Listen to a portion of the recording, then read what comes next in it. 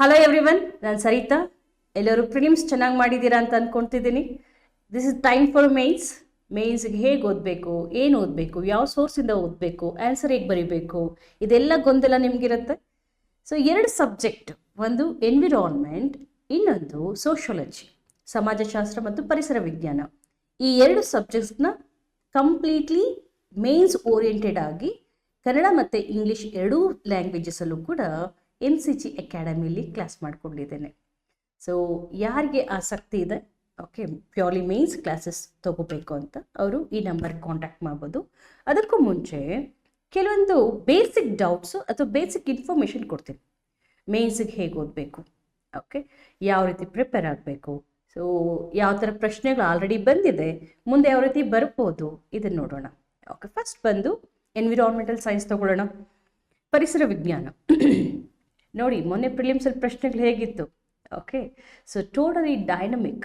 So environmental science ಮತ್ತು current affairs ಯಾವಾಗಲೂ overlap ಆಗುತ್ತೆ. ಓಕೆ, ಈಗ ನೋಡಿ, ಈ COP 29 ಆಗಿದೆ, ಕಾನ್ಫರೆನ್ಸ್ ಆಫ್ ಪಾರ್ಟೀಸ್ 29. ಯಾವಾಗಲೂ ಈ ಕ್ಲೈಮೇಟ್ ಚೇಂಜಿಗೆ ಸಂಬಂಧಿಸಿದಂತಹ ಒಂದು ಮಾತುಕತೆ, ಸಮ್ಮೇಳನಗಳು ಇವೆಲ್ಲ ಕೂಡ ಆಗ್ತಾ ಇರುತ್ತೆ. ಈ ನಿಮ್ಮ ಸಿಲೆಬಸ್ಸಲ್ಲೂ ಕೂಡ ಕ್ಲೈಮೇಟ್ ಚೇಂಜ್ ಅಂತ ಇದ್ದೇ ಇದೆ. ಕ್ಲೈಮೇಟ್ ಚೇಂಜ್ ಇದೆ, ಬಯೋಡೈವರ್ಸಿಟಿ ಅಂತ ಇದೆ, ಆಸಿಡ್ ರೈನ್, ಓಝೋನ್ ಡಿಪ್ಲೇಷನ್, ಇವೆಲ್ಲ ಕೂಡ it's all related to current phenomenons. Okay, so every day we come across this fluctuations. ಏನು ವೆದರ್ ಫ್ಲಕ್ಚುಯೇಷನ್ಸ್ ಇರುತ್ತೆ, ಸೊ ಲಾಂಗ್ ಡ್ಯೂರೇಷನ್ ಅಂತಂದರೆ ಕ್ಲೈಮೇಟ್ ಫ್ಲಕ್ಚುಯೇಷನ್ಸ್ ಇರುತ್ತೆ.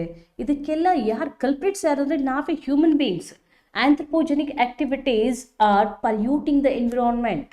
ಓಕೆ, ಸೊ ಅದಕ್ಕೋಸ್ಕರ ನಾವು ಮೇನ್ಸ್ ಅಂದರೆ ಈ KS ಆಫೀಸರ್ಸ್ ಆಗೋರು ನೀವೆಲ್ಲ, ಸೊ ಇದನ್ನು ನೀವು ಫಸ್ಟ್ ಕೋರ್ಲೇಟ್ ಮಾಡಬೇಕು.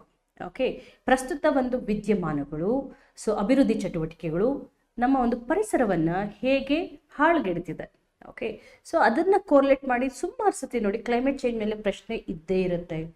ಓಕೆ, ಸೊ ಓಝೋನ್ ಡಿಪ್ಲೇಷನ್ ಮೇಲೆ ಇದ್ದೇ ಇರುತ್ತೆ. ಬಯೋಡೈವರ್ಸಿಟಿ ಇದು ತುಂಬ ಏನು ಮನುಕುಲವನ್ನು ಸೊ ಬಾಧಿಸ್ತಾ ಇರೋಂಥದ್ದು. ಏನು ಜೈವಿಕ ವೈವಿಧ್ಯತೆ ನಾಶ ಆಗ್ತದೆ, ಕೆಲವು ಸ್ಪೀಶೀಸ್ ಎಕ್ಸ್ಟಿಂಕ್ಟ್ ಆಗ್ತಾ ಇದೆ, ಗ್ಲೋಬಲ್ ವಾರ್ಮಿಂಗ್ ಆಗ್ತದೆ, ಜಾಗತಿಕ ತಾಪಮಾನ, ಸೊ ಭೂಮಿ ಬಿಸಿ ಆಗ್ತಾ ಇದೆ.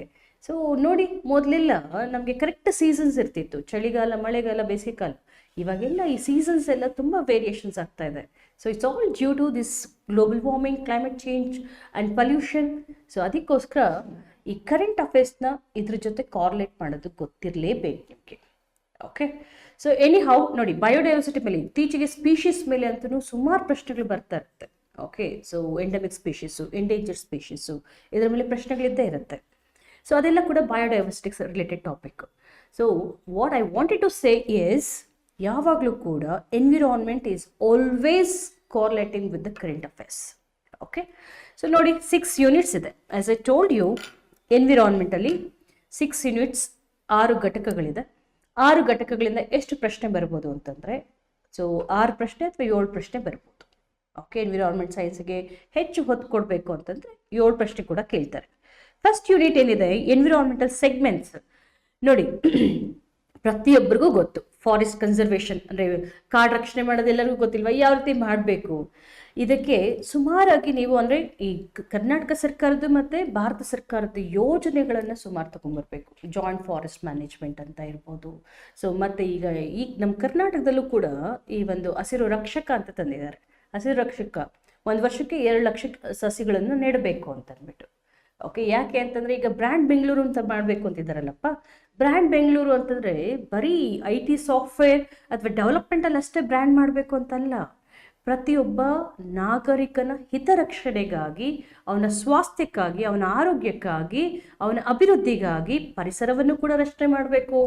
ಅದಕ್ಕೋಸ್ಕರ ಹಸಿರು ರಕ್ಷಕ ಅಂತ ಬಂದಿದೆ. ಓಕೆ, ಸೊ ಸುಮಾರು ಇನಿಷಿಯೇಟಿವ್ಸ್ ಇದೆ. ನಮ್ಮ ಕರ್ನಾಟಕ ಸರ್ಕಾರದ್ದು ಅರಣ್ಯ ಸಂರಕ್ಷಣೆಗೋಸ್ಕರ ಸುಮಾರು ಏನು ಪ್ರಾವಿಷನ್ಸನ್ನು, ಸ್ಕೀಮ್ಸನ್ನು ತರ್ತಾನೆ ಇದ್ದಾರೆ. ಕಾಂಫಾ ಮೊನ್ನೆ ಬಂದಿತ್ತಲ್ಲ, ಕಂಪಲ್ಸೇಟ್ರಿ ಫಾರೆಸ್ಟ್ಮೆಂಟ್ ಮ್ಯಾನೇಜ್ಮೆಂಟ್ ಆ್ಯಕ್ಟ್ ಅಂತ. ಓಕೆ, ಸೊ ಈ ಕಾಯ್ದೆ ಕೂಡ, ಇಂಥ ಕಾಯ್ದೆಗಳು ಏನಕ್ಕೆ ಅಂತಂದರೆ ಟು ಪ್ರಮೋಟ್ ಅಫಾರೆಸ್ಟ್ರೇಷನ್. ಓಕೆ, ಅರಣ್ಯೀಕರಣವನ್ನು ಉತ್ತೇಜಿಸಬೇಕು ಅಂತ. So forest conservation, environmentalism, okay, wildlife ಮತ್ತು ಫೌನಾ ಅಂತ ಬಂದಾಗ ಪ್ರಾಣಿಗಳು. So project tiger, national park, sanctuaries. So ಇದನ್ನೆಲ್ಲ ಅಂದರೆ ನ್ಯಾಷನಲ್ ಪಾರ್ಕ್ಸ್ ಅಂದರೆ 105 ನ್ಯಾಷನಲ್ ಪಾರ್ಕ್ಸ್ ಬರ್ಕೊಂಡು ಹೋಗೋದಲ್ಲ. ಓಕೆ, ಸೊ ಕ್ರೈಟೀರಿಯಾ ಏನು? ನ್ಯಾಷನಲ್ ಪಾರ್ಕ್ಸ್ ಅಂತ ಡಿಕ್ಲೇರ್ ಮಾಡಬೇಕಂದ್ರೆ what are the criteria has to B followed? ಯಾವ ಆ್ಯಕ್ಟ್ ಕೆಳಗಡೆ ಬರುತ್ತೆ? ಸೊ ನ್ಯಾಷನಲ್ ಪಾರ್ಕ್ನ how to conserve it, okay, from human intervention, ಮಾನವನ ಹಸ್ತಕ್ಷೇಪದಿಂದ ಯಾವ ರೀತಿ ರಕ್ಷಣೆ ಮಾಡೋದು. ಓಕೆ, ಸೊ ಈ national parks, wildlife sanctuaries ಎಲ್ಲ ಕೂಡ ಈ ಪ್ಲಾಸ್ಟಿಕ್ ಪೊಲ್ಯೂಷನಿಂದ, ಈ ವೇಸ್ಟ್ ಪೊಲ್ಯೂಷನಿಂದ, ಸೊ ಅಥವಾ ಈ ಒಂದು ಅಜಾರ್ಡಸ್ ಕೆಮಿಕಲ್ಸಿಂದ ಸೊ ತುಂಬ ಏನು ಅಪಾಯಕ್ಕೆ ಒಳಗಾಗ್ತಾ ಇದೆ. ಸೊ ಇವುಗಳನ್ನೆಲ್ಲ ಯಾವ ರೀತಿ ಪ್ರೊಟೆಕ್ಟ್ ಮಾಡೋದು? ಸೊ ಇದನ್ನು ಕೂಡ, ಯಾಕಂದರೆ ಪ್ರವಾಸಿಗರು ಹೋಗ್ತಾರಲ್ಲಪ್ಪ ನ್ಯಾಷನಲ್ ಪಾರ್ಕ್ಗಳಿಗೆ, ವೈಲ್ಡ್ ಲೈಫ್ ಸ್ಯಾಂಕ್ಚುರೀಸ್ಗೆ, ಸೊ ಅಲ್ಲಿ ಕೂಡ ಮನುಷ್ಯ ಅಂದರೆ ಏನು ಹಾಳು ಮಾಡೋದಂತಾನೆ ಅಲ್ವಾ. ಸೊ ಅಲ್ಲಿರುವಂತಹ ಒಂದು ನೈಜ ಪರಿಸರವನ್ನು ಹಾಳುಗೆಡ್ತಿದ್ದಾನೆ, ಸೌಂದರ್ಯವನ್ನು ಹಾಳುಗೆಡಿಸ್ತಿದ್ದಾನೆ. ಸೊ ಇದೆಲ್ಲದಕ್ಕೂ ಕೂಡ ಮತ್ತೆ ನೋಡಿ, ಒಂದು ಪ್ರಶ್ನೆ ಕೊಟ್ಟಿದ್ದಾರೆ ಅಂತಂದರೆ ಆ ಪ್ರಶ್ನೆನ ಫಸ್ಟ್ ನೀವು ಮೇನ್ಸಲ್ಲಿ ಪ್ರಶ್ನೆ ಸರಿಯಾಗಿ ಅರ್ಥ ಮಾಡ್ಕೋಬೇಕು. So the first criteria is you have to understand the question. ಯಾಕಂದರೆ elaborate, elucidate, discuss, describe, okay, so ಈ ಥರ ಅನಲೈಸ್, ಈ ಥರ ತುಂಬ variety of words they will be using. ಆ ವರ್ಡನ್ನು ನೀವು ಫಸ್ಟ್ ಪಿಕ್ ಮಾಡ್ಕೋಬೇಕು. ಸೊ ಡಿಸ್ಕ್ರೈಬ್ ಅಂದರೆ ಏನು ಬರೀಬೇಕು, ಸೊ ಡಿಸ್ಕಸ್ ಅಂದರೆ ಏನು ಬರೀಬೇಕು, ಅಥವಾ ಎಲಾಬೊರೇಟ್ ಅಂತಂದರೆ ಏನು ಹೇಳಬೇಕು, ಕ್ರಿಟಿಕಲಿ ಅನಲೈಸ್ ಅಂತಂದರೆ ಏನು ಹೇಳಬೇಕು, ಎಲಿಸಿಡೇಟ್ ಅಂದರೆ ಏನಂತ ಹೇಳಬೇಕು, ಇದೆಲ್ಲದ ವಿಶದೀಕರಿಸಿ, ವಿಮರ್ಶಿಸಿ, ಚರ್ಚಿಸಿ ಬರೆಯಿರಿ. ಸೊ ಇದನ್ನು ಫಸ್ಟ್ ಈ ಕೀವರ್ಡ್ಸ್ ತೊಗೊಂಡು ನೀವು ಅನಲೈಸ್ ಮಾಡಬೇಕು. ಓಕೆ, ಏನು ಕೇಳಿದ್ದಾರೆ, ಏನು ಬರೀಬೇಕು, ಪ್ರೋಸ್ ಕಾನ್ಸ್ ಬರೀಬೇಕಾ, ಸಾಧಕ ಬಾಧಕಗಳು ಬರೀಬೇಕಾ, ಅಥವಾ ಇದರದ್ದು ಬರೀ ಪಾಸಿಟಿವ್ಸ್ ಬರೀಬೇಕಾ, ಅಥವಾ ಬರೀ ನೆಗೆಟಿವ್ಸ್ ಬರೀಬೇಕಾ, ಕನ್ಕ್ಲೂಷನ್ ಯಾವ ರೀತಿ ತರಬೇಕು, ಇದೆಲ್ಲ ಕೂಡ ಗೊತ್ತಾಗಬೇಕು. ಅಂದರೆ ಆ ಕೀವರ್ಡ್ಸ್ನ ಫಸ್ಟ್ ಅರ್ಥ ಮಾಡ್ಕೋಬೇಕು. ಕ್ವಶನ್ ಯಾವುದ್ರ ಮೇಲೆ ಫೋಕಸ್ ಮಾಡಿದ್ದಾರೆ ಅಂತ. ಕೆಲವು ಸತಿ ಕ್ವಶನ್ನ ಸ್ಪ್ಲಿಟ್ ಮಾಡಿರ್ತಾರೆ. ಫಾರ್ ಎಕ್ಸಾಂಪಲ್ ಎಕೋ ಟೂರಿಸಮ್ ಅಂತ ಇದೆ ಅಂತ ಅಂದ್ಕೊಳ್ಳಿ. ಓಕೆ, ಪರಿಸರ ಪ್ರವಾಸೋದ್ಯಮ. ಪರಿಸರ ಪ್ರವಾಸೋದ್ಯಮ ಅಂದರೆ ಏನು? ಓಕೆ, ಪರಿಸರ ಪ್ರವಾಸೋದ್ಯಮದಿಂದ ಆಗುವಂತಹ ಅನುಕೂಲಗಳು, ಅನಾನುಕೂಲಗಳು. ಓಕೆ, ಮತ್ತೆ ಪರಿಸರ ಪ್ರವಾಸೋದ್ಯಮವನ್ನು ಉತ್ತೇಜಿಸಲು ಸರ್ಕಾರ ಕೈಗೊಂಡಿರುವಂತಹ ಕ್ರಮಗಳು. ಈ ಥರ ಕ್ವಶನ್ನ 3 ಭಾಗ ಆಗಿ ಸ್ಪ್ಲಿಟ್ ಮಾಡಿದಾಗ ಯಾವ್ಯಾವ ಭಾಗಕ್ಕೆ ಎಷ್ಟೆಷ್ಟು ನೀವು ಆನ್ಸರ್ ಬರೀಬೇಕು, ಯಾವ ರೀತಿ ಕ್ವಶನ್ನ ಸ್ಪ್ಲಿಟ್ ಮಾಡಿ ಎಷ್ಟು ಜಸ್ಟಿಸ್ ಕೊಡಬೇಕು ಅನ್ನೋದು ಗೊತ್ತಿರಬೇಕು. ಸೊ ಎಕೋ ಟೂರಿಸಮ್ ಅಂದರೆ ಏನು ಅಂತಲೇ ಫುಲ್ ಬರ್ಕೊಂಡು ಹೋಗಿ 3 ಪೇಜ್ ಮುಗಿಸೋದಲ್ಲ. ಓಕೆ, ಸೊ ಫಸ್ಟ್ ಪಾರ್ಟ್ ಬರ್ದಾದ್ಮೇಲೆ ಸೆಕೆಂಡ್ ಪಾರ್ಟ್ ತೊಗೋಬೇಕು, ಸೆಕೆಂಡ್ ಪಾರ್ಟಿಗೆ ಜಸ್ಟಿಸ್ ಕೊಟ್ಟಾದ್ಮೇಲೆ ಥರ್ಡ್ ಪಾರ್ಟಿಗೆ ತೊಗೋಬೇಕು. ಓಕೆ, ಸೊ ಯಾಕಂದರೆ ಆ ಆನ್ಸರ್ ಅಲಾಟ್ ಮಾಡಬೇಕಾದ್ರೂ ಕೂಡ ಹಂಗೆ ಮಾಡ್ತಾರೆ. ಫಸ್ಟ್ ಪಾರ್ಟಿಗೆ ಎಷ್ಟು ಕೊಡಬೇಕು, ಸೆಕೆಂಡ್ ಪಾರ್ಟಿಗೆ ಎಷ್ಟು ಕೊಡಬೇಕು, ಥರ್ಡ್ ಪಾರ್ಟ್. ನೀವು ಫಸ್ಟ್ ಪಾರ್ಟ್ನೇ 3 ಪೇಜ್ ಬರೆದಿದ್ರೆ ನಿಮಗೆ ಸಿಗೋಷ್ಟು ಅಂದರೆ 12 ಮಾರ್ಕ್ಸ್ ಕ್ವಶನ್ ಅಂತ 4 ಮಾರ್ಕ್ಸೇ ಕೊಡೋದು. ಓಕೆ, 4 ಅಂದರೆ 3 ಮಾರ್ಕ್ಸ್ ಕೊಡ್ತಾರೆ. ಸೊ ಅದನ್ನು ಗೊತ್ತಿರಬೇಕು. ಕ್ವಶನನ್ನು ಯಾವ ರೀತಿ ಸ್ಪ್ಲಿಟ್ ಮಾಡಿ ಬರೀಬೇಕು, ಸ್ಪ್ಲಿಟ್ ಮಾಡಿ ಕೇಳಿದಾಗ ಯಾವ ರೀತಿ ಅದಕ್ಕೆ ಜಸ್ಟಿಸ್ ಒದಗಿಸ್ಬೇಕು, ನ್ಯಾಯ ಒದಗಿಸ್ಬೇಕು ಅಂತ. ಓಕೆ, ಸೊ ಮತ್ತೆ ಅದರ್ ರಿಲೇಟೆಡ್ ಕರೆಂಟ್ ಇಶ್ಯೂಸ್ ನೋಡಿ. ಕರೆಂಟ್ ರಿಲೇಟೆಡ್ ಇಶ್ಯೂಸ್ ಪ್ರತಿ ಟಾಪಿಕ್ಗೂ ಕೊಡ್ತಾನೆ ಈ ಥರ.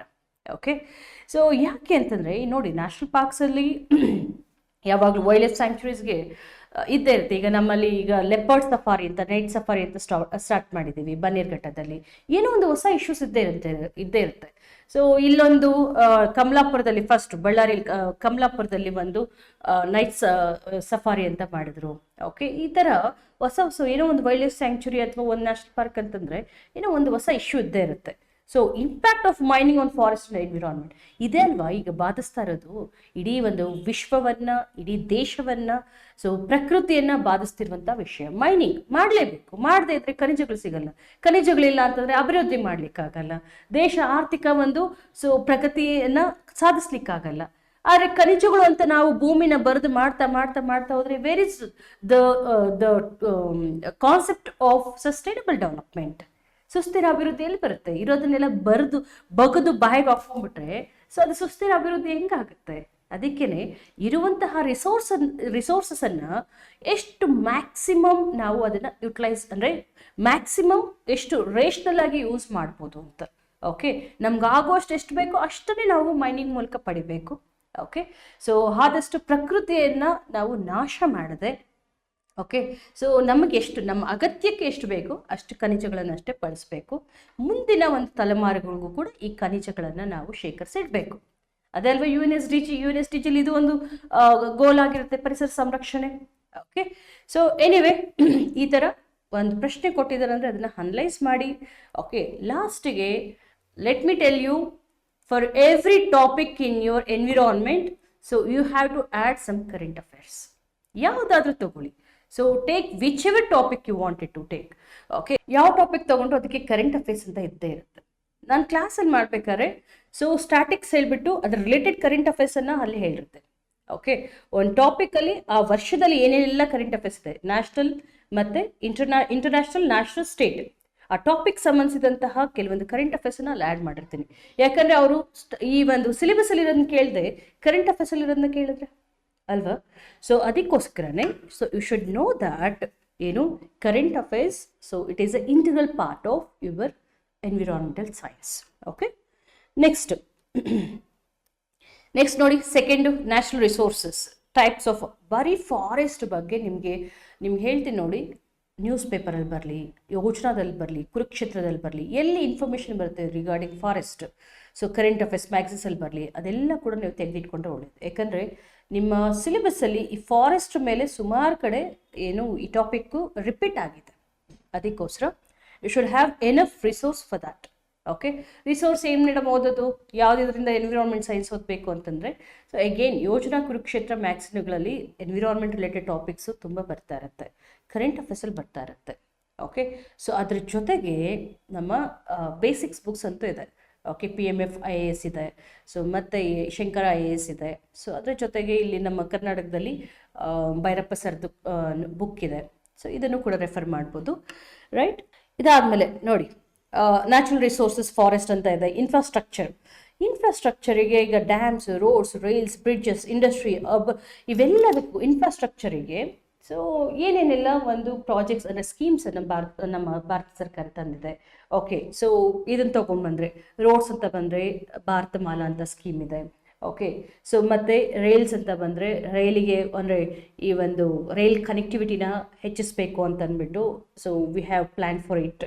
ಸೊ ನೆಕ್ಸ್ಟು ಯಾವುದು ನಿಮ್ಮ ಪೋರ್ಟ್ಸ್ ಅಂತ ಬಂದರೆ ಸಾಗರಮಾಲಾ ಅಂತ ಇದೆ. ಸೊ ರೋಪ್ವೇಗಳು, ಪ್ರವಾಸೋದ್ಯಮವನ್ನು ಹೆಚ್ಚಿಸ್ಲಿಕ್ಕೆ ಈಗ ಪರ್ವತಮಾಲಾ ಅಂತ ಅಂದ್ಬಿಟ್ಟು ರೋಪ್ವೇಗಳ ನಿರ್ಮಾಣಕ್ಕೆ, ಈ ಥರ ಸ್ಕೀಮ್ಸ್. ಆಮೇಲೆ ಎಲ್ಲ ಇನ್ಫ್ರಾಸ್ಟ್ರಕ್ಚರ್ಗೆ ಗತಿಶಕ್ತಿ ಅಂತ ಸ್ಕೀಮ್ ಇದೆ, NMISET ಅಂತ ಇದೆ. ಸೊ ಸುಮಾರು ಸ್ಕೀಮ್ಸ್ಗಳನ್ನು ನೀವು ಇಲ್ಲಿ ತರಬೇಕಾಗುತ್ತೆ. ಅದ್ರ ಜೊತೆಗೆ ಸೊ ಒಂದು ಟಾಪಿಕ್ ತೊಗೊಂಡಿದ್ದೀರಾ ಅಂತಂದರೆ ನೋಡಿ, ಇನ್ಫ್ರಾಸ್ಟ್ರಕ್ಚರ್ ಡೆವಲಪ್ಮೆಂಟ್, ಡ್ಯಾಮ್ಸ್, ರೋಡ್ಸ್ ಅಂತ ತೊಗೊಂಡ್ರೆ ಅವ್ನು ರೋಡ್ಸ್ ಬಗ್ಗೆನೇ ಕೇಳ್ಬೋದು. ಫಸ್ಟ್ ರೋಡ್ಸ್ ನಾವು ನಾಗ್ಪುರ್ ಪ್ಲಾನಲ್ಲಿ ನೋಡ್ತೀವಿ. ಸೊ ಫಸ್ಟ್ ರೋಡನ್ನು ನಾವು ನಮ್ಮ ಡಾಲ್ ಹೌಸಿ ಕಾಲದಲ್ಲಿ ಓಕೆ ಎಲ್ಲಿಂದ ಎಲ್ಲಿಗೆ ರೋಡನ್ನು ಲೇ ಮಾಡಿದರು ನಮ್ಮ ಕರ್ನಾಟಕದಲ್ಲಿ. ಓಕೆ, ಸೊ ಬೆಂಗಳೂರು ಟು ಜ್ವಾಲಾರ್ಪೇಟ್, ನಮ್ಮ ಲಾರ್ಡ್ ಕಬ್ಬನ್. ಓಕೆ, ಸೊ ಇವರು ಫಸ್ಟ್ ರಸ್ತೆ ಹಾಕಿದ್ರು. ಇವೆಲ್ಲ ಕೂಡ ದ ಯುನಿಕ್ ಪಾಯಿಂಟ್ಸ್, ಅಂದರೆ ಡೆಫಿನೇಷನ್ ಕೊಡ್ತೀರ ರಸ್ತೆ ಅಂದರೆ ಏನು ಅಂತ. ಸೊ ರಸ್ತೆಗೆ ನೋಡಿ, ಅಮೇರಿಕಾದೊಂದು ಸೇಯಿಂಗ್ ಇದೆ. So America did not make roads made America ಅಂತ. ಅಮೇರಿಕ ರಸ್ತೆಗಳು ನಿರ್ಮಾಣ ಮಾಡಿದ್ದಲ್ಲ, ರಸ್ತೆಗಳೇ ಅಮೇರಿಕನ್ ನಿರ್ಮಾಣ ಮಾಡ್ತು ಅಂತ. ಅಂದರೆ ಅಭಿವೃದ್ಧಿ ಮತ್ತು ಆರ್ಥಿಕತೆಯ ಒಂದು ಮುಂಚೂಣಿಯಲ್ಲಿ ಒಂದು ದೇಶ ಸಾಗಬೇಕು ಅಂತಂದರೆ ಅಲ್ಲಿ ಪ್ರಮುಖವಾಗಿ ಬೇಕಾಗಿರೋದು ಈ ಮೂಲಸೌಕರ್ಯ. ಯಾವುದು? ರಸ್ತೆ, ರೈಲು ಮತ್ತು ಬಂದರು, ಇವೆಲ್ಲ ಕೂಡ ಮೂಲಸೌಕರ್ಯ ಇರಲೇಬೇಕು ಅಂತ. ಓಕೆ, ಸೊ ಈ ಥರ ಏನೋ ಒಂದು ಸ್ಟೇಟ್ಮೆಂಟ್ಸ್ ಕೊಡೋದ್ರ ಮೂಲಕ ಅಥವಾ ಯುನಿಕ್ನೆಸ್. ಓಕೆ, ಸೊ ನಾಗ್ಪುರ್ ಪ್ಲ್ಯಾನಲ್ಲಿ ನಮ್ಮದು ಸೊ ಕರೆಕ್ಟಾಗಿ ಒಂದು ನ್ಯಾಷನಲ್ ಹೈವೇಸನ್ನು ಕನ್ಸ್ಟ್ರಕ್ಟ್ ಮಾಡಲಿಕ್ಕೆ we got prepared for our self. So ಈ ಥರ ನೀಟಾಗಿ ನೀವು ಒಂದು ಕ್ರಮಬದ್ಧವಾಗಿ ಬರ್ಕೊಂಡು ಹೋಗ್ಬೇಕು. ಸೊ ಏನು ಕ್ವಶನ್ ಬರ್ಬೋದು ರೋಡ್ಸ್ ಮೇಲೆ? ರೋಡ್ಸಲ್ಲಿ ನಿಮ್ಗೆ ಸಿಂಪಲ್ ಕ್ವಶನ್ಸ್ ಏನು ಕೇಳೋದಿಲ್ಲ. For example national highways, state highways, ಮತ್ತು ಡಿಸ್ಟ್ರಿಕ್ಟ್ ರೋಡ್ಸ್, ವಿಲೇಜ್ ರೋಡ್ಸ್, ಇದು ಎಷ್ಟು ಟೈಪ್ ಇದೆ, ಇವೇನು ಇಂಥದ್ದೆಲ್ಲ ನಿಮ್ಗೆ ಪ್ರಶ್ನೆ ಬರೋದಿಲ್ಲ. ಸೊ ಇದು ಯಾಕಂದರೆ ನಿಮ್ಮನ್ನ ಫ್ಯಾಕ್ಟ್ಸ್ ಚೆಕ್ ಆಲ್ರೆಡಿ ಪ್ರಿಲಿಮ್ಸಲ್ಲಿ ಮಾಡಿಬಿಟ್ಟಿದ್ದಾರೆ. ಈಗ ಮೇನ್ಸಲ್ಲಿ ಏನಿದ್ರು ನಿಮ್ಮ analytical power, okay, analytical ability, ಅದನ್ನು ಚೆಕ್ ಮಾಡ್ತಾರೆ. ಸೊ ಅದಕ್ಕೋಸ್ಕರ ಈಗ ರಸ್ತೆ ನಿರ್ಮಾಣ ಮಾಡೋದ್ರಿಂದ ಸೊ ನೋಡಿ, ನಾವು ಲ್ಯಾಂಡ್ನ ಅಕ್ವಿಸಿಷನ್ ಮಾಡ್ಕೋಬೇಕು ರಸ್ತೆಗಳ ನಿರ್ಮಾಣ ಮಾಡಬೇಕಂತಂದರೆ. ಸೊ ಅದಾದಮೇಲೆ ಅವರಿಗೆ ರಿಹ್ಯಾಬಿಲಿಟೇಟ್ ಮಾಡಬೇಕು, ರೆಸ್ಕ್ಯೂ ಮಾಡಬೇಕು, ರಿಹ್ಯಾಬಿಲಿಟೇಟ್ ಮಾಡಬೇಕು, ಅವ್ರನ್ನ ಗುಳೆ ಎಬ್ಬಿಸ್ತೀವಲ್ಲಪ್ಪ. ಸೊ ಅದೆಲ್ಲ ಸುಮಾರು what are the impact or consequences related with road development. Okay, so environmental consequence ಮತ್ತು ಈ ಒಂದು so how it is going to impact on the public. Okay, ಪಬ್ಲಿಕ್ಗೆ ಈಗ ಎರಡು ಥರನೂ ಆಗುತ್ತೆ. ಒಂದು ಅನುಕೂಲ, ಇನ್ನೊಂದು ಅನನುಕೂಲ. ಯಾಕಂದರೆ ರಸ್ತೆ ನಿರ್ಮಾಣ ಮಾಡಬೇಕು, ರೋಡ್ನ ವೈಡನಿಂಗ್ ಮಾಡಬೇಕು ಅಂದರೆ ಅಲ್ಲಿರುವಂತಹ ಜನರನ್ನೆಲ್ಲ ಗುಳೆ ಎಬ್ಬಿಸಬೇಕಾಗುತ್ತೆ. ಸೊ ಅಲ್ಲಿ ರೋಡ್ನೆಲ್ಲ ಎತ್ತಂಗಡಿ ಮಾಡೋದಂದರೆ ಅವ್ರಿಗೆ ಸುರಕ್ಷಿತವಾದ ಸ್ಥಳಗಳಲ್ಲಿ ಅವರಿಗೆ ಪುನರ್ವಸತಿಯನ್ನು ಒದಗಿಸ್ಕೊಡ್ಬೇಕಾಗತ್ತೆ. ಸೊ ಅಷ್ಟೆಲ್ಲ ಲ್ಯಾಂಡ್ ಅಕ್ವಿಸಿಷನ್ ಕೆಲವು ಸತಿ ಅಗ್ರಿಕಲ್ಚರ್ ಫೀಲ್ಡನ್ನು ಕೂಡ ಅಕ್ವೈರ್ ಮಾಡ್ಕೋಬೇಕು ನ್ಯಾಷನಲ್ ಹೈವೇಸ್ ಎಲ್ಲ ನಿರ್ಮಾಣ ಮಾಡಬೇಕಾದ್ರೆ. ಓಕೆ, ಸೊ ಅಂತಹ ಒಂದು ಏನು ಸನ್ನಿವೇಶದಲ್ಲಿ how people face crisis problems. So ಅದನ್ನು ಕೇಳ್ಬೋದು. ಡೈರೆಕ್ಟಾಗಿ ನಿಮಗೆ ಫ್ಯಾಕ್ಟ್ಸನ್ನು ಕೇಳೋದಿಲ್ಲ ಇಲ್ಲಿ. ಓಕೆ, ನಿಮ್ಮ ಅನಾಲಿಸಿಸನ್ನು ಚೆಕ್ ಮಾಡ್ತಾರೆ. ಓಕೆ, ನೆಕ್ಸ್ಟ್ ಪಾರ್ಟ್ ಬಂದು environmental pollution, solid waste management. Okay, pollutions ಎಲ್ಲ, ಆಲ್ ಟೈಪ್ಸ್ ಆಫ್ ಪೊಲ್ಯೂಷನ್ ನೋಡಿ. ಎಲ್ಲ ನಮ್ಮ ಒಂದು ಹಳೆಯ ತಲೆಮಾರುಗಳಿಂದ ಕ್ವಶನ್ ಕೇಳ್ತಾ ಇರೋದು ವಾಟರ್ ಪೊಲ್ಯೂಷನ್, ಮತ್ತು ಸಾಯಿಲ್ ಪೊಲ್ಯೂಷನ್, ಸೊ ಮತ್ತು ಸೌಂಡ್ ಪೊಲ್ಯೂಷನ್, ಏರ್ ಪೊಲ್ಯೂಷನ್ ಅಂತೂ ಇದ್ದೇ ಇದೆ ಬಿಡಿ, ಒಂದು ವರ್ಷದಿಂದ ನ್ಯೂಸಲ್ಲಿದೆ. ಓಕೆ, ಯಾಕಂದರೆ ಡೆಲ್ಲಿ ಸೊ ಇಡೀ ಒಂದು ವರ್ಲ್ಡಲ್ಲೇ ಯಾವುದು ಮೋಸ್ಟ್ ಪಲ್ಯೂಟೆಡ್ ಸಿಟಿ ಅಂತ ಹೇಳ್ತೀವಿ. ಬೇಗುಸರಾಯ್ ಅಂತ ಬಿಹಾರದಿದೆ. ಸೊ ಅದು ಬಿಟ್ಟರೆ ನೆಕ್ಸ್ಟು ಥರ್ಡ್ ಪ್ಲೇಸಲ್ಲಿ ಡೆಲ್ಲಿ ಇದೆ. ಓಕೆ, ಸೊ ಇಂತಹ ಒಂದು most polluted cities are there in India. ಕುಖ್ಯಾತಿ ಪಡೆದಿರೋದು ಏರ್ ಪೊಲ್ಯೂಷನಲ್ಲಿ ನಮ್ಮ ಭಾರತ ಕುಖ್ಯಾತಿ ಪಡೆದಿದೆ ಅಲ್ವಾ. ಸೊ ಅದಕ್ಕೋಸ್ಕರ ಯಾವುದಕ್ಕೆ ಭಾರತ ಪ್ರಖ್ಯಾತಿ ಪಡೆದಿರುತ್ತೆ ಇಲ್ಲ ಕುಖ್ಯಾತಿ ಪಡೆದಿರುತ್ತೆ, ಅವೆರಡನ್ನೂ ಕೂಡ ಈ ಒಂದು ಎಕ್ಸಾಮ್ ಓರಿಯೆಂಟೆಡ್ ಕ್ವಶನ್ಸ್ ಆಗುತ್ತೆ. ಓಕೆ, ಎಕ್ಸಾಮ್ ಸೆಂಟ್ರಿಕ್ ಒಂದು ಕ್ವಶನರಿ ಆಗುತ್ತೆ. ಸೊ ಅದಕ್ಕೋಸ್ಕರ ಅದನ್ನು ಕೂಡ ನೋಡ್ಕೋಬೇಕಾಗುತ್ತೆ. Okay, pollutions. ಮತ್ತು ಈಗ ಎಮರ್ಜಿಂಗ್ ಟೈಪ್ಸ್ ಆಫ್ ಪೊಲ್ಯೂಷನ್ ಯಾವುದು ಅಂತಂದರೆ ಪ್ಲಾಸ್ಟಿಕ್ ಮತ್ತು ಇ ವೇಸ್ಟ್ ಪೊಲ್ಯೂಷನ್. ಸೊ ಇವುಗಳಿಗೆ ಜಾಸ್ತಿ ಒತ್ತು ಕೊಡ್ತಾರೆ ಈಗ. ಓಕೆ, ಸೊ ಈ ಹಿಂದೆ ಒಂದು 50 ವರ್ಷದ ಹಿಂದೆ ನಮಗೆ ಇ ವೇಸ್ಟ್ ಪೊಲ್ಯೂಷನ್ ಕಾನ್ಸೆಪ್ಟ್ ಇರಲಿಲ್ಲ. Okay, so because of this I T software ರೆವಲ್ಯೂಷನಿಂದ ಸೊ ಏನಾಗ್ತಿದೆ, ಈ ಒಂದು ಈ ತ್ಯಾಜ್ಯದ ಒಂದು ಬಳಕೆ, ಸೊ ಅದರ ಒಂದು ವಿಸರ್ಜನೆ ಹೆಚ್ಚಾಗ್ತಾ ಇದೆ. ಸೊ ಅದಕ್ಕೋಸ್ಕರ ಈ ಒಂದು ಇ ವೇಸ್ಟ್ ಬಗ್ಗೆ ತಿಳ್ಕೊಬೇಕಾಗುತ್ತೆ. ಕ್ವಶನ್ಸ್ ಅದ್ರ ಮೇಲೆ ಬರೋ ಚಾನ್ಸಸ್ ಇರುತ್ತೆ. ಓಕೆ, ಸೊ ಹೀಗೆ ಪೊಲ್ಯೂಷನ್ಸ್ದೇ ಇಡೀ ಇದರಲ್ಲಂತೂ ಒಂದು ಕ್ವಶನ್ ಇದ್ದೇ ಇರುತ್ತೆ. Obviously there'll be a question. Okay, next role of IT in environment and human health. So information technology ಪರಿಸರದಲ್ಲಿ ಮತ್ತು ಮಾನವನ ಆರೋಗ್ಯದಲ್ಲಿ ಯಾವ ರೀತಿ ಸೊ ಒಂದು ಪರಿಣಾಮವನ್ನು ಬೀರಿದೆ, ಯಾವ ರೀತಿ ಪಾತ್ರ ವಹಿಸುತ್ತೆ, ಇದ್ರ ಬಗ್ಗೆ ಇದೆಲ್ಲ ಕೂಡ completely related with current affairs.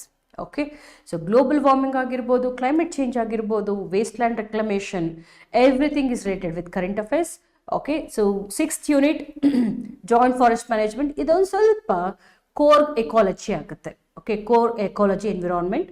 So ಅದ್ರ ಲಾಸ್ಟ್ಗೆ ಮತ್ತೆ ozone layer, CFC, carbon credit. So ನೋಡಿ, what I am going to cover in your mains class, 6 ಟಾಪಿಕನ್ನು ಒಂದೊಂದು ಟಾಪಿಕ್ಕು ತೊಗೊಂಡು ಎಲಾಬ್ರೇಟಿವ್ ಆಗಿ ಡಿಸ್ಕಸ್ ಮಾಡಿ, ಅದರ ಜೊತೆಗೆ ಸೊ ಆನ್ಸರ್ ಫಾರ್ಮೆಟಲ್ಲಿ ಕೊಡ್ತೀನಿ.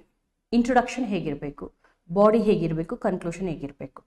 ಇಂಟ್ರೊಡಕ್ಷನಲ್ಲಿ ಡೆಫಿನೇಷನ್ ಹೇಳ್ತೀವಿ. ಸೊ ಏನಾದರೂ ಯುನಿಕ್ನೆಸ್ ಇದ್ದರೆ, ಆ ಒಂದು ಟಾಪಿಕ್ನ ಯುನಿಕ್ನೆಸ್ ಇದ್ದರೆ, ಕರೆಂಟ್ ಅಫೇರ್ಸಲ್ಲಿ ಏನಾದರೂ ಅದು ಹೆಚ್ಚು ಕಾಣಿಸ್ಕೊಳ್ತಾ ಇದ್ದರೆ ಅಲ್ಲೇನೆ ಅದನ್ನು ಹೇಳ್ತೇನೆ. ಸೊ ಅದಾದಮೇಲೆ ಟೈಪ್ಸ್ ಇದ್ದರೆ, ಕ್ಯಾರೆಕ್ಟರಿಸ್ಟಿಕ್ ಫೀಚರ್ಸ್ ಇದ್ದರೆ, ಸೊ ಅದರ ಜೊತೆಗೆ ಅದರ ಪ್ರೋಸ್ ಏನು, ಕಾನ್ಸ್ ಏನು, ಅಂದರೆ ಸಾಧಕಗಳೇನು, ಬಾಧಕಗಳೇನು, ಅದರ ಜೊತೆಗೆ ಇದರ ಒಂದು ಈ ಟಾಪಿಕ್ ಮೇಲೆ ಏನಾದರೂ ಯೋಜನೆಗಳನ್ನು ತಂದಿದ್ರೆ, ಭಾರತ ಸರ್ಕಾರ ಒಂದು ಟಾಪಿಕ್ ಮೇಲೆ ಯೋಜನೆಗಳು ತಂದಿದ್ರೆ, ಸೊ ಅಂತಾರಾಷ್ಟ್ರೀಯ ಒಂದು ಕ್ರಮಗಳು, ರಾಷ್ಟ್ರೀಯ ಕ್ರಮಗಳು ಮತ್ತು ರಾಜ್ಯದ ಕ್ರಮಗಳು. ಓಕೆ, ಕ್ಲೈಮೇಟ್ ಚೇಂಜ್ಗೆ ಅಂತ ತಗೊಳ್ಳಿ. ಕ್ಲೈಮೇಟ್ ಚೇಂಜ್, ಸೊ ಹವಾಮಾನ ಬದಲಾವಣೆಯನ್ನು ನಾವು ಮಟ್ಟ ಹಾಕಲಿಕ್ಕೆ ಏನೆಲ್ಲ ಕ್ರಮಗಳನ್ನು ಕೈಗೊಂಡಿದ್ವಿ ಅಂತಾರಾಷ್ಟ್ರೀಯ ಮಟ್ಟದಲ್ಲಿ, ರಾಷ್ಟ್ರೀಯ ಮಟ್ಟದಲ್ಲಿ ಮತ್ತು ರಾಜ್ಯ ಮಟ್ಟದಲ್ಲಿ, ಇದನ್ನು ಕೂಡ ಕ್ರಿಸ್ಪ್ ಆಗಿ ಸೊ ಕವರ್ ಮಾಡೋದು, ಇನಿಷಿಯೇಟಿವ್ಸು, ಸೊ ಸೊಲ್ಯೂಷನ್ಸು, ಸೊ ಲಾಸ್ಟಿಗೆ ಕನ್ಕ್ಲೂಷನ್, ಉಪಸಂಹಾರ. ಸೊ ಈ ರೀತಿ ಒಂದು ಫಾರ್ಮೆಟ್ ಮಾಡ್ಕೊಂಡು ಬರ್ತೇನೆ. Okay, and most important is, so I majorly focus on 2 things. One is so diagrams. Okay, flow charts, diagrams ಮೇಲೆ ಹೆಚ್ಚಿನ ಒತ್ತಿರುತ್ತೆ. ಅದರ ಜೊತೆಗೆ ನನಗೆ ಕರೆಂಟ್ ಅಫೇರ್ಸನ್ನು always I try to integrate your EVS with current affairs. ಇವೆರಡು ಯೂನಿಕ್ನೆಸ್ಸನ್ನು ಸೊ ನನ್ನ ಕ್ಲಾಸಲ್ಲಿ ಕಾಣ್ಬೋದಾಗಿದೆ. So interested candidates can approach this number EVS. So next ಫ್ರೈಡೆಯಿಂದ, okay, from 3rd onwards we are going to start the classes. Okay, interested candidates can join these classes. Thank you.